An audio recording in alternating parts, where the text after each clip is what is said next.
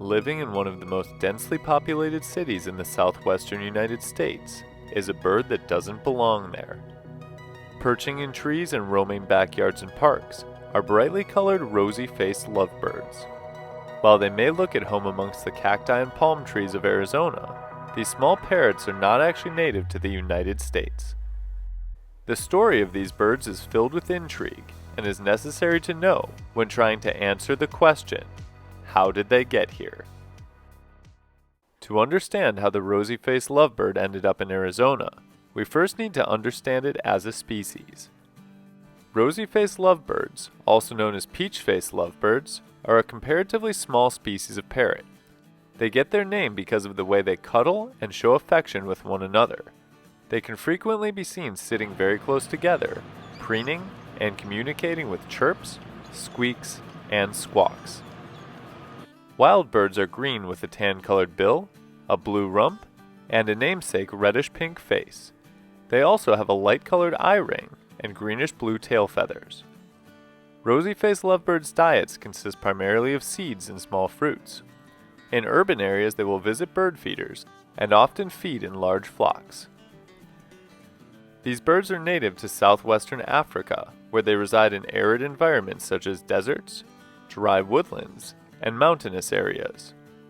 Although they live in arid places, they rely on the existence of standing water, as they don't get enough liquid strictly from their food. For this reason, they tend to live near reliable water sources that they can use for drinking and bathing.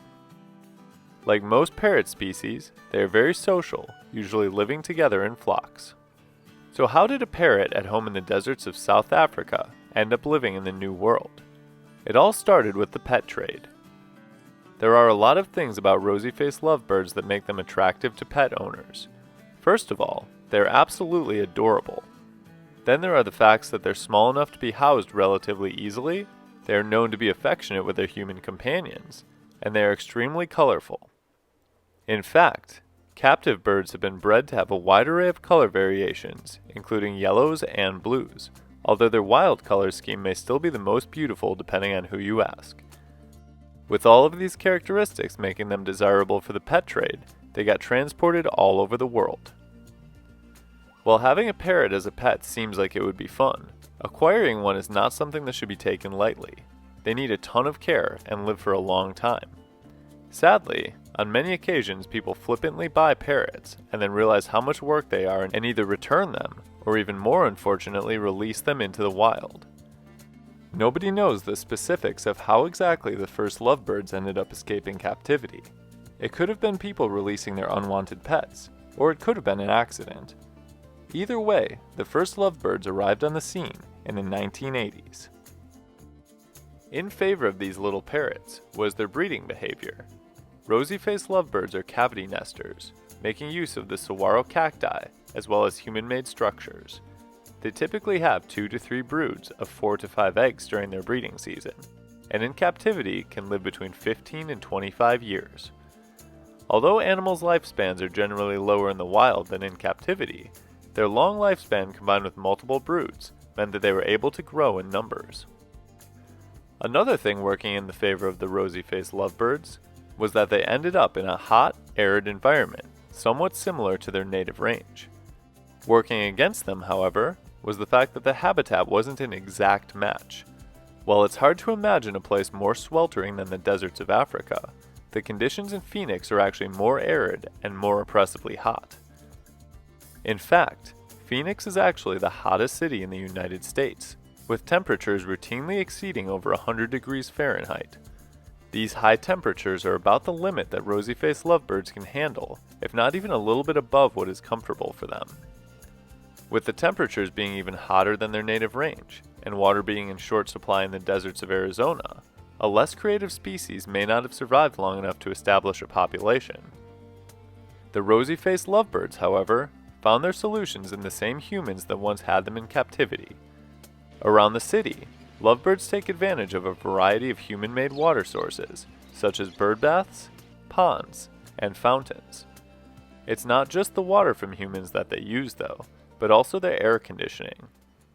Lovebirds have been noted to perch near air conditioning vents, particularly those of some of the buildings on Arizona State University's campus.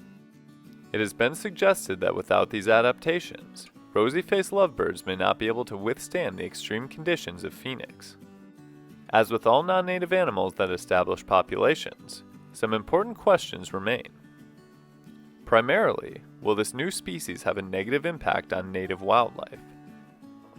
The answer to that question is an unclear maybe. To this point, the lovebirds seem heavily reliant on human habitation, so displacing native birds of the Sonoran Desert doesn't seem as likely as it might if they could better survive away from the city centers. Since they are cavity nesters, it is possible that they could compete with other species such as Gila woodpeckers for nesting real estate. They are also larger than other bird species in the area, and could potentially dominate feeding stations. However, no major studies have proven any direct impact yet. Whether they play any negative role on the native species or not, rosy-faced lovebirds are now part of the ecosystem, and the ecosystem may be in some trouble. As mentioned, Phoenix is the hottest city in the United States, and it's only getting hotter, in large part due to the heat island effect, in which urban cities experience higher temperatures due to the absorption and re-emittance of heat caused by buildings and infrastructure. Temperatures have risen to the point where days over 110 degrees Fahrenheit have increased by 6.2 more days on average since 1970.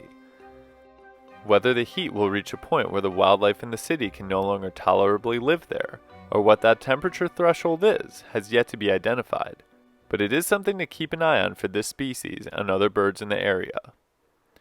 With over 2,000 rosy-faced lovebirds estimated to be living wild in and around the city of Phoenix, it would seem these descendants of captive pets have established themselves as a legitimate self-sustaining population. Only time will tell what long-term effect they will have on the ecosystem, or what effect the environment will have on them. For the time being, the rosy-faced lovebirds in Phoenix seem to be a charming addition to one of the hottest cities in North America, and a species totally worth seeing if you're ever in the area. Have you ever seen the rosy-faced lovebirds in Arizona? Let us know in the comments below. And as always, thanks for watching. We'll see you next time on Badgerland Birding.